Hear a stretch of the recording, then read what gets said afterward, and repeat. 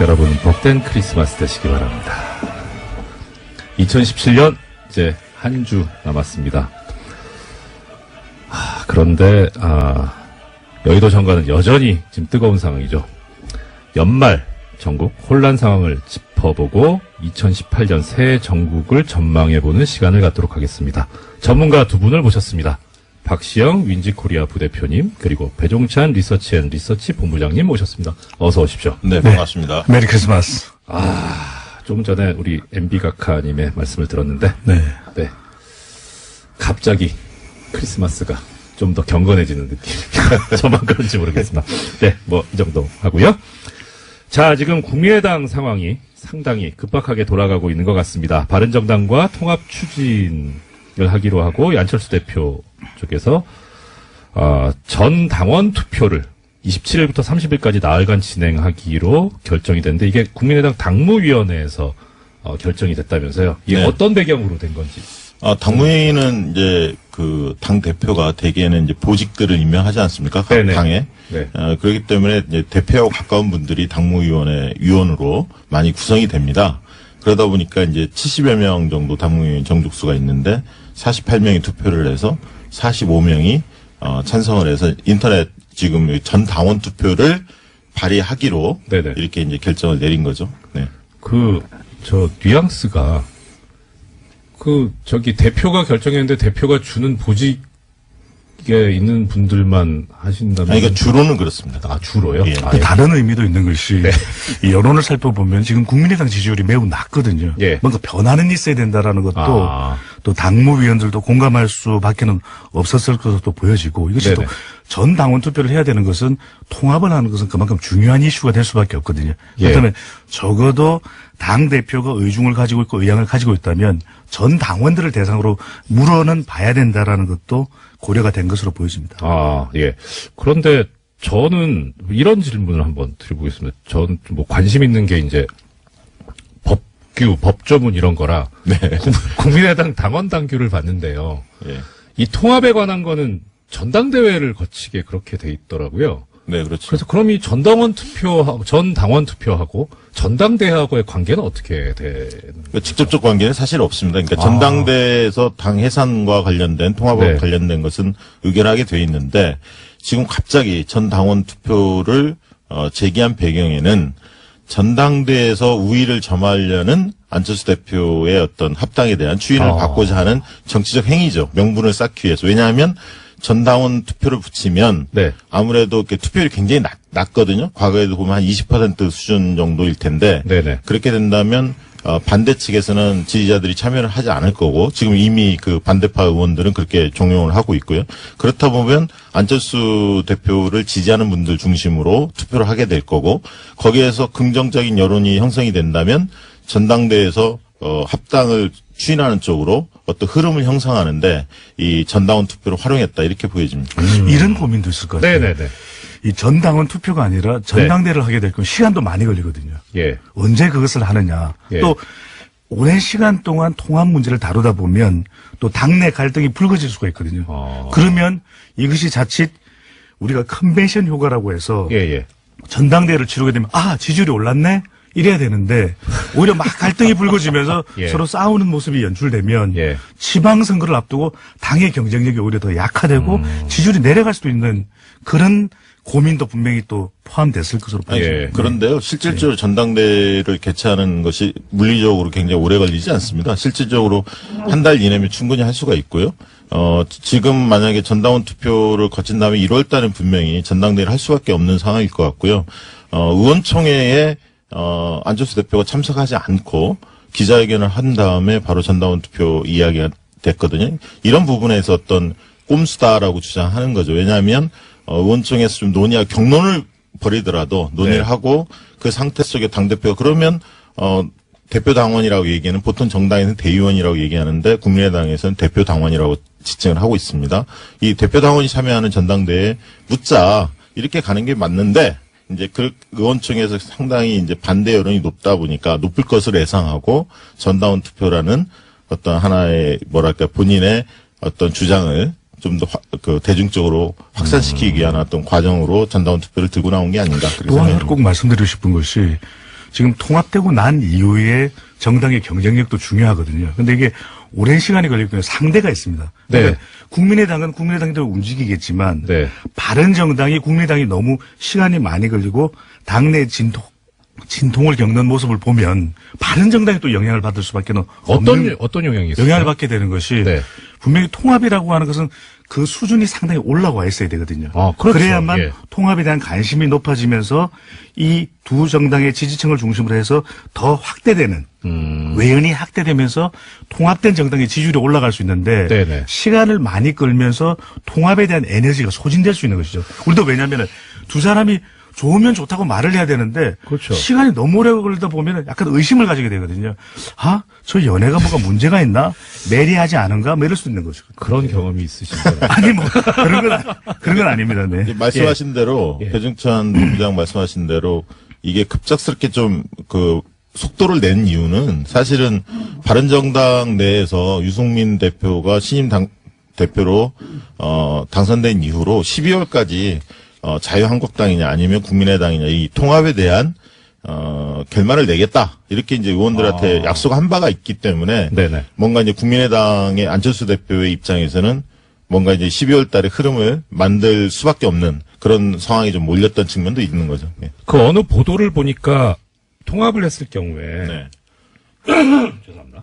통합을 했을 경우에 통합당의 대표로 누가 더 적합하냐 하는 여론조사에서 안철수 대표보다는 유승민 대표가 더 우위에 있다는 조사가 있었거든요. 네.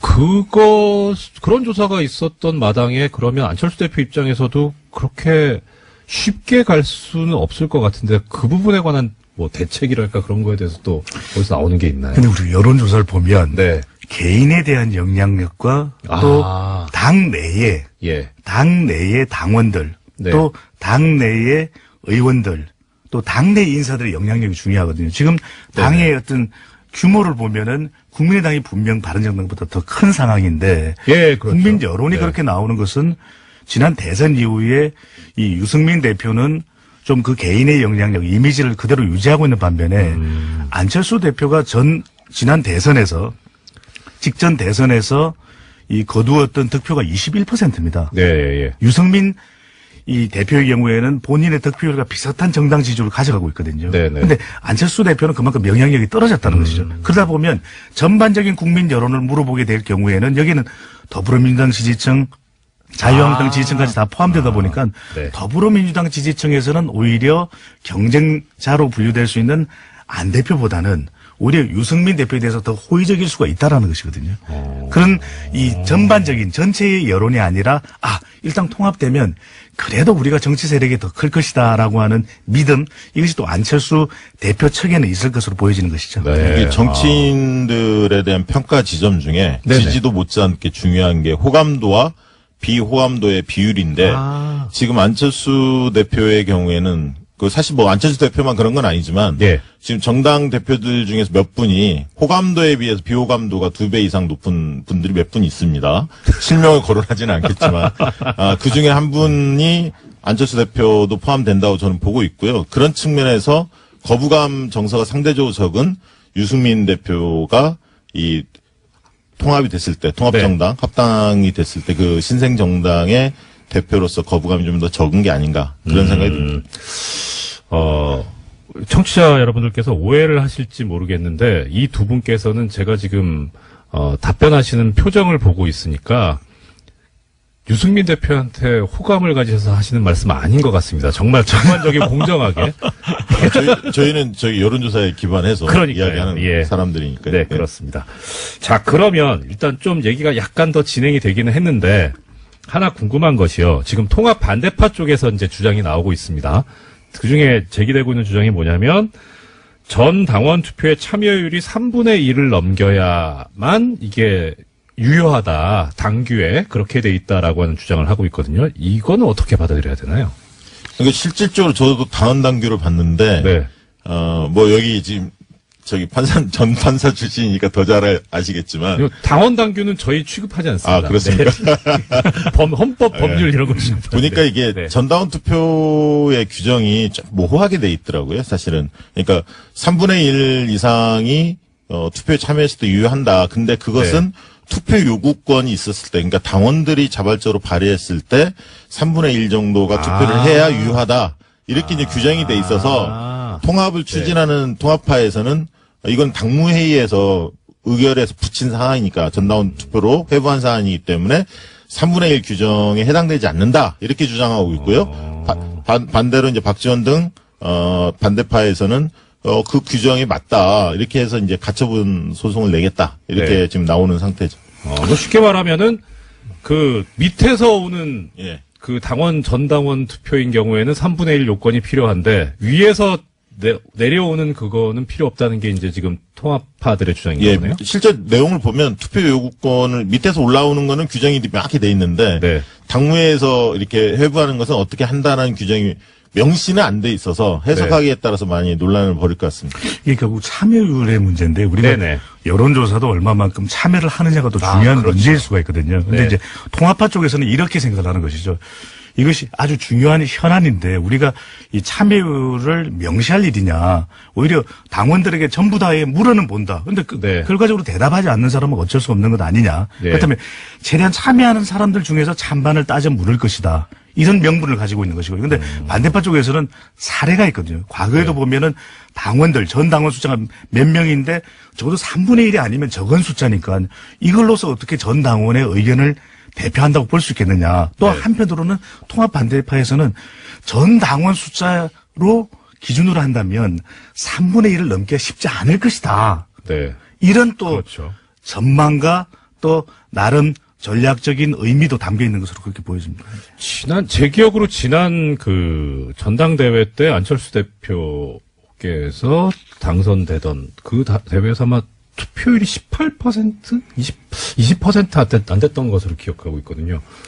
그럼 당선되는데도 그랬는데 이런 신임 투표인 경우에 이거 그러니까 3분의 1 넘기가 쉽지는 않을 쉽진 것 않죠. 같아요. 3분의 1은 못 넘을 거다라고 예측하는 사람들이 당내에서도 뭐 대다수인 것 같고요. 그러니까 아까 했던 기존에 이제 전당대회 같은 경우는 대표당원 흔히 얘기하는 대의원들이 참여하기 때문에 조금 더 참가율이 높지만 네. 이 전당원 투표의 경우에는 좀 더 낮습니다. 투표율 예. 자체가. 그래서 대략 20% 선에서 투표율이 되지 않을까 그렇게 예상들을 많이 하고 있습니다. 그래서 어떤 예. 방식으로 하느냐도 궁금하실 텐데 참여를 높이기 위한 일단 명분은 또 노력은 하고 있는 것이거든요. 27일, 28일은 이 중앙선관위에서 관리하는 온라인 K-보팅으로 진행을 하고 네. 또 29일, 30일은 29일, 30일은 온라인을 합니다. 네. 온라인이 아니라 ARS 예. 조사를 해서 31일 날 발표하는 걸로 그렇게 되어 있습니다.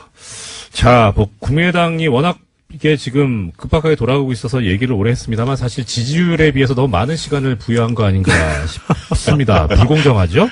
예. 뭐 그렇더라도 파트너인 그 바른정당 이야기 아까 잠깐 해주셨는데요. 여기 뭐 지금 통합과 관련해서 탈당도 지금 얘기가 나오고 있다는데 그건 또 무슨 네. 말입니까? 그러니까 바른정당의 지금 국회의원 숫자가 11명입니다. 네.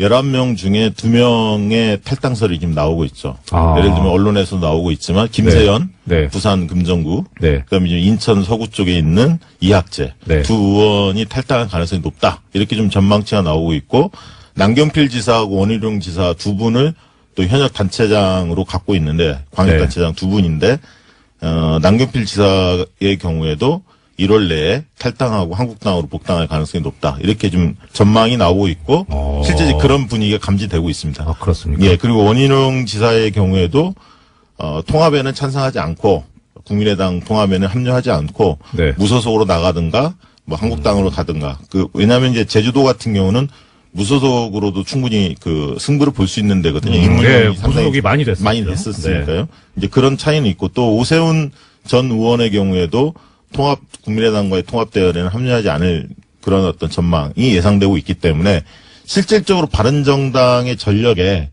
거의 절반 정도가 이탈한다. 이렇게 보여집니다. 그러면 이게 무슨 영향을 미치냐면 네. 이 1월 한 15일에서 25일 사이에 국민의당이 결국 전당대회를 할 가능성이 높은데요. 왜냐하면 지금 상태로 봉합은 불가능합니다. 결국 전당대회에서 진검승부를 겨룰 수밖에 없는 상황인데 이 바른정당의 이 연초의 흐름이 국민의당 전당대회에 영향을 미칠 가능성이 상당히 크죠. 오히려 바른정당의 절반 정도가 이탈한다고 친다면, 왜냐하면 배지들이야 11명 중에 2명이 나가지만 거물급인 그 오세훈, 예, 예. 남경필, 원희룡은 상당히 중요한 인물이란 말이죠. 영향 크게 미친다는 말이죠. 그분들이 만약 이탈한다면 이제 국민의당 중립지대에 있는 분들, 네네. 그러니까 통합파도 아니고 반대파도 아니고 유보층에 있는 분들의 표심이 예. 그럴 바엔 왜 합치지? 라는 목소리가 상당히 높아질 가능성이 있습니다. 저 같아도 그럴 것 같아요.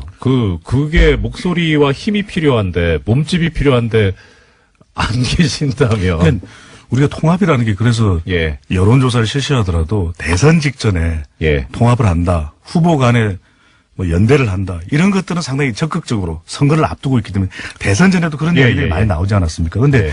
당대당이 아직 지방선거를 앞두고는 있지만 통합이 되기 위해서는 이념도 좀 비슷해야 되고 그렇죠. 정책 성격도 좀 닮아 있어야 되고 예. 또 인물들 간의 융화도 돼야 되거든요. 이게 되는 것이냐라는 이야기가 지금 이 본물처럼 또 터져 나오고 있는 부분이고. 근데 중요한 것은 이 여의도 정치권의 의견도 중요하지만 지역 내에서의 또 이 지지층들의 유권자들의 의견도 상당히 중요하거든요. 그게 그러니까 사실 제일 중요한 거 네, 아닙니까? 그러니까 영남권에서는 오히려 바른정당으로 있는 것이 내년 지방선거에 더 유리할 수 있다. 그럼 이들은 통합되는 국민의당에 몸담고 있기보다는 오히려 이탈해서 무소속이나 좀 눈치를 보다 자유한국당 쪽으로 옮겨갈 기회를 잡는 것이 더 나을 수도 있다라는 것이거든요. 예. 그렇기 때문에 이 통합에서 중요한 것이 얼마만큼 이 바닥으로부터 이탈을 최소화할 수 있는 명분을 만들 수 있는지가 상당히 중요했는데 그 부분이 흔들린 것이 지금 통합에서 계속해서 이 비판적인 목소리가 나오고 있는 이유로 보여집니다. 그러니까 바른정당이 대선 이후에 어떤 그 보수 혁신을 주창을 했는데 실질적으로 국민들한테 비친 모습은 자유한국당하고 뭐가 다르지? 라는 부분들에 대한 명쾌한 답을 주지 못했다는 거죠. 그러니까 주요 현안에 대한 입장도 그렇고 국회에서 주요 의제들을 다룰 때, 법안을 통과할 때 거의 자유한국당하고 보조를 맞췄거든요.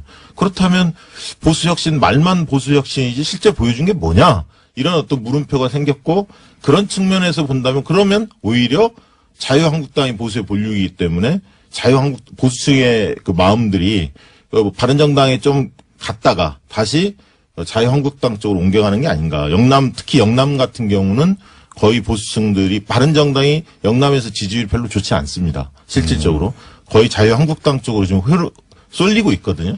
그렇게 본다면 영남에서 바른정당의 간판을 들고 나가기 쉽지 않다. 그렇다면 국민의당하고 합친들 영남에 있는 분들이 봤을 때 바른정당보다는 자유한국당으로 보수층 같은 경우는 간판을 달고 싶은 거죠. 특히 아까 김세훈 의원 같은 경우 부산 금정구는 부산 지역 내에서도 굉장히 보수층이 강한 지역입니다. 금정구가. 그렇기 때문에 당내에서 그동안에 김세현 의원을 지지했던 많은 분들이 자유한국당 복귀를 바라고 있거든요. 이런 여론을 무시할 수 없다는 거죠. 그러니까 통합하는 통합정당이 지지율을 적어도 20% 이상 훌쩍 뛰어넘는다.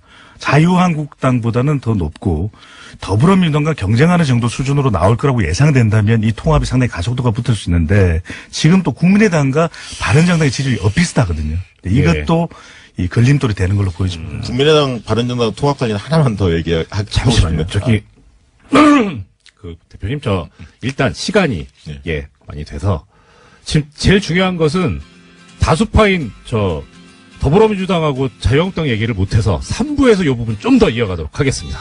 2부에 이어서 박시영 민지코리아 부대표님 그리고 배종찬 리서치 본부장님 모시고 이야기 좀 더 듣겠습니다. 제가 하나 좀 궁금한 게 있어가지고 여쭤보겠습니다. 사실 지금 이제 이 두 분 지금 전문가분들 나오신 분들께서 여론조사를 전문으로 하시는 분들인데 실제 이제 그럴 것 같아요. 여론조사를 했을 땐 막 이렇게 된다고 이렇게 조사가 나왔는데 실제 가보면 아닌데 하는 경우가 꽤 있었거든요. 특히 지금 이번에 이제 지금 국민의당과 바른정당 통합과 관련해서 두 분 전문가들께서 보시기에 정말 이거 여론조사대로 시너지 효과가 나옵니까? 어떻게 예상하십니까? 보통 1+1은 2가 아니라 3이 될 수 있다. 이런 네. 기대감을 가지고 보통 이제 합당이나 통합을 추진하는데요. 네네. 이번 상황을 보면 각 당이 둘 다 상처를 많이 받는 가운데, 그러니까 전력이 상당 부분 이탈하는 가운데 통합이 될 가능성이 크기 때문에, 합당이 될 가능성이 크기 때문에 네네. 저는 1+1이 2가 아니라 예. 3이 아니라 1.5 정도에 그칠 가능성도 있다. 이렇게 전망하고 있습니다. 아, 그렇게 되는 이유는 우리가 통합을 한다든지 이렇게 네네. 될 경우를 이른바 개업 효과라고 하는 것이거든요. 예. 개업을 하면 막 떡도 돌리고 다들 잘 되겠네, 잘 될 거야 하는 기대감을 가지는 것이죠. 개업발 이런 말 쓰는데 그거랑 같은 겁니까? 비슷합니다. 네. 그러니까 이제 기대감인 것이죠. 예, 예. 근데 문제는 뭐냐면 그 기대감이 현실화되느냐.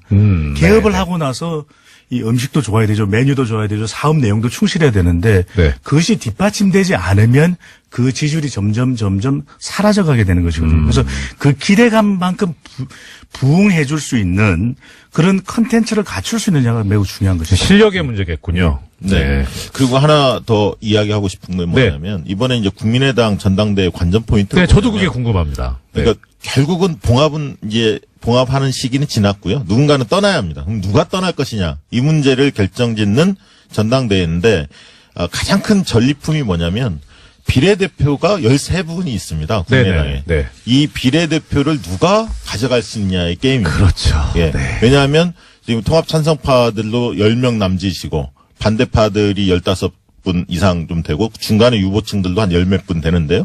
결국은 만약에 부결이 됐을 때 합당이 부결이 됐을 경우에는 안철수 대표를 지지하는 분들이 탈당할 수밖에 없을 텐데 네. 그렇게 됐을 때 비례대표는 배지를 떼야 합니다. 그렇죠. 나갔을 경우. 그럼 10명 미만일 거다. 6, 7명 뭐 이런 이야기들이 나오고 있습니다. 반대로 통합이 추인이 됐을 경우에는 호남의 그렇죠. 의원들 이런 분들도 한 15명 넘기가 쉽지 않을 거다. 이런 네. 전망들도 나오고 있거든요. 그렇기 예. 때문에 비례대표를 누가 가져가느냐. 이 싸움이 상당히 중요하고요. 결국 통합 자체가 순탄하지 않을 것 같다. 이런 전망입니다. 참. 자, 그러면 결국 이제 이것이 가는 지금 그 다음 차수의 단계는 내년 지방선거일 텐데, 일단은 뭐 현재 상태로면은 지난 대선 때 있었던 오자구도는 일단 절대로 아닐 듯도 싶은데요. 뭐, 그럼 어떻게 이건 또 전망하고 지켜봐야 하나요? 선택지가 정리되는 그런 방향을 나타내고 있거든요. 왜냐하면 지금 네. 또 이 국민의당과 바른정당이 통합 논의가 되는 것은 뭔가 변환이 있어야 되겠다. 그 이유는 또 지방선거 때문인 것이고. 네. 왜냐하면 가장 정치권에 큰 변화가 도모되고 있는 이유는 대통령의 지지율이 매우 높다라고 하는 것. 또 더불어민주당이 지난 대선 이후 50% 내외의 지지율로 독주하고 있거든요. 그러다 네. 보면 야권에서는 뭔가 변화를 줄 수밖에 없다는 것인데 그렇다면 지금 이 더불어민주당을 중심으로 한 진보 그리고 지금 통합 논의가 이루어지고 있는 중도 외연 학대 그리고 자유한국당을 중심으로 한 보수 이렇게 선택지가 이전에는 5개의 정당별 선택지였다면 이제는 좀 정책의 성향, 이념 성향별로 한 3개의 선택지로 이 정리가 될 가능성이 매우 높다고 하는 것이죠. 네, 그리고 일부 지역에서는 자유한국당과 이 통합되는 정당끼리 네. 바른정당과 국민의당 일부가 지금 통합되는 이 신생정당과의 연대가 이루어질 가능성이 많습니다. 단일화가. 그래서 사실상 1대1 구도로 치러지는 지역들도 제법 있을 것으로 그렇게 근데 보여집니다. 그렇게 되면 사실 그러니까 뭐 통합 정당이 탄생했다고 가정을 하고요. 통합 정당에 들어가는 국민의당 분들은 자유한국당과 연대를 한다는 거에서 상당히 거부감 있지 않을까요? 그래서 통합 정당에서 그걸 반대하는 분들은 네. 탈당하는 거고요. 아, 통합 반대파가 있는 거. 결국 네. 거기가 분화된다는 전제 네. 하에서 이야기하는 겁니다. 아. 그렇지만 통합 반대파 쉽게 얘기하면 호남신당이 만들어진다 하더라도 이분들이 뭐 전 지역에서 후보를 낼 수 있는 상황은 아니기 때문에 주로 이제 호남권에서 후보를 낼 거고요. 네. 그렇다면 나머지 지역에서는 자유한국당과 민주당이 1대1 구도가 많이 형성이 될 거다. 그리고 이 안철수, 유승민이 결합된 정당도 모든 지역에 후보를 낼 수 없기 때문에 어떤 지역은 3파전이 될 거고 물론 이제 정의당도 있습니다만 어떤 지역은 1대1 구도로 갈 가능성도 있다. 이렇게 보입니다. 지방선거를 생각하면 중요한 것이 호남과 부산인데 네네. 왜 국민의당의 이 호남 지역의 의원들이나 당원들은 좀 통합에 소극적이고 반발을 하는 것인가? 그건 지금 더불어민주당의 지지율이 호남 지역이 압도적이거든요. 네. 그렇다면 오히려 바른정당과 통합하는 시너지 효과가 나기보다는 네네. 오히려 국민의당 의원들 또 지방자치단체장으로 출마하는 분들에게 또 광역단체장 출마 후보들은 역시너지 효과가 날 수 있는 것이죠. 왜 바른정당과 통합을 했느냐. 그렇죠. 그런 것 때문에 지방선거를 생각한다면 역시 반발할 수밖에 없는 이유. 또 한편으로는 오히려 이것이 영남권과 또 수도권 쪽에는 도움이 된다고 하지만 과연 기존의 더불어민주당의 높은 지지율 그리고 자유한국당이 그래도 아직까지 이 지지층이 견고한 영남권을 극복할 수 있을지라고 하는 또 이 걱정과 그렇죠. 기우도 있다라고 하는 것이죠. 예. 자, 그러면 아마 오늘 마지막 질문이 될 것 같습니다. 지방선거 관련해가지고 지금 얘기가 나온 것이 지방선거와 함께 개헌 국민투표를 동시에 해서 마무리하자라는 이야기가 있는데요. 여기에 대해서 그런데 또 신기한 것이 여론조사를 하면 개헌 쪽이, 찬성 쪽이 우세한 것 같은데도 국민들이 별 관심이 없어 보여요. 네. 예, 여기에 대해서 두 분 짧게 네. 말씀 듣고 그러니까 마무리하겠습니다. 이번 선거에서 가장 중요한 포인트 중에 하나가 개헌 정국을 이해하는 겁니다. 아. 잘 이해를 하는데요. 네. 개헌의 주요 고리가 지방 분권하고 네. 기본권이 될 겁니다. 물론 선거구제도 있지만, 근데 특히 지방 분권에 대해서 획기적으로 강화하려고 하는 게 대통령의 뜻이거든요. 네네. 근데 이제 개헌의 주도권을 대통령이 쥐게 돼 있습니다. 왜 국회에서 합의를 못했기 때문에 네. 연두 기자회견부터 이 부분을 이제 적극적으로 제기를 할 텐데, 문제는 자유한국당 소속의 기초단체장이나 광역단체장들이 이 부분에 동의를 한단 말이죠. 지방분권. 왜냐하면 재정이 늘어나기 때문에. 그런데 자유한국당이 개헌에 대해서 소극적으로 나왔을 때 지방선거를 치를 수 있느냐. 이 지방분권 드라이브가 걸렸을 때 이 부분에 대한 굉장히 공경에 처할 가능성이 있습니다. 그래서 개헌 드라이브를 거는 것이 정부 여당한테는 굉장히 호재로 작동할 가능성이 있습니다. 그리고 이 부분이 개헌을 했을 때 무엇이 내 삶에 바뀌지? 이 부분들이 아직 전달이 안 돼 있어서 맞습니다. 그런데 이걸 네. 이제 본격적으로 한다면 기본권과 지방분권을 통해서 내 삶이 어떻게 바뀌는지가 많이 홍보가 된다면 그 개헌에 대한 어떤 공감도나 적극성 이런 부분들이 바뀔 가능성이 내 삶에 얼마나 영향을 미치냐의 문제네요. 본부장님 짧게. 필요성입니다. 필요로 보면 개헌 필요하던데 지금 이 시점에 가장 필요하냐, 가장 우선해야 되냐면 외교, 안보, 경제, 적폐청산이 먼저다라는 민심으로 보여집니다. 맞습니다. 네, 지금까지 여의도 정가, 연말정국, 그리고 새해 정국 전망에 관해서 박시영 윈지코리아 부대표님, 그리고 배종찬 리서치 본부장님 모시고 이야기 들어봤습니다. 오늘 말씀 감사합니다. 감사합니다.